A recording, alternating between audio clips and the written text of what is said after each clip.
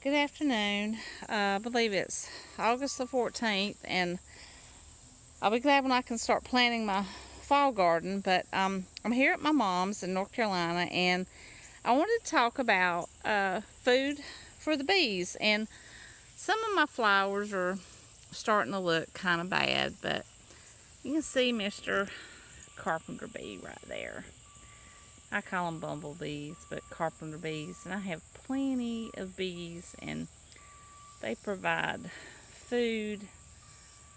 Uh, well, I'm providing food for them, and in return, they pollinate the food that we have. And I think these are the amaranth flowers. I grew a lot of these by seed this year, and I put them in, let's say I have these cylinder blocks. They grew really well. I try to water. They don't require a lot of water, but they do need water. And then I have my little marigold here near my tomato plants. And you can save the seeds. These pods dry up. I saved some last year, and they just have such beautiful colors. And the bees love them. So some of my marigolds are not looking good, but the aramus, forgive me with my pronunciation, but they have such beautiful colors, and I always called them chicken feathers. I think that's maybe a southern term, but I wanted to show you. Just bear with me, and I always say bear with me. Don't want to fall in a hole I fell in. I got plenty of bees. I know I did a video of my catnip, but now I do sometime I let my herbs flower. I've already cut this a couple of times. The bees are buzzing around my catnip. They have plenty of food there. And then the bees, then they pollinate our food. Now, I have a whole bed of lemon balm that I've got to cut back, and it's looking really bad, but I kind of let that flower for the bees. And then I have some flowers here that I planted. I always try to plant some flowers near my vegetables, and then that way, in return, but the bees just love these flowers. I have so many. I got a lot of carpenter bees in this area. They love these flowers, and they're buzzing around. I think it's about 11 o'clock right now. Let's see, and my grass got really high. Let's cut the grass. Trying to see. Yeah, a little pumpkin here.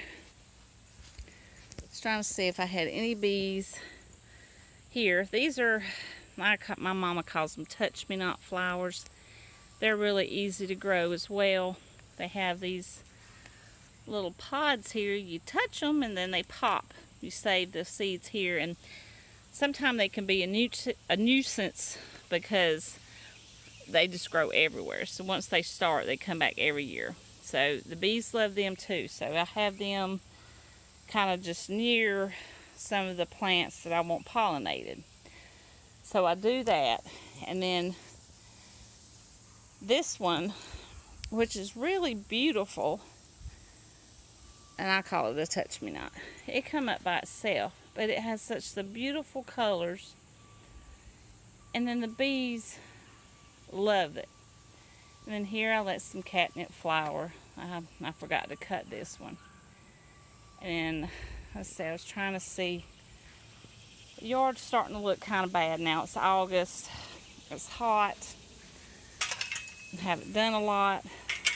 I have this, I call it cat whiskers, and these can be a nuisance too. They come up very easy. These seeds get everywhere. So it depends if you want to control your flowers. I have to pull them up like crazy. So anyway, I have these in pots in my containers, and I just thought they were so pretty. They're starting to look kind of bad now, but they had done really well this year, and they provided a lot of food for the bees. And in return, they feed us. And that's what I kind of wanted to talk about. See, this is kind of when it dries.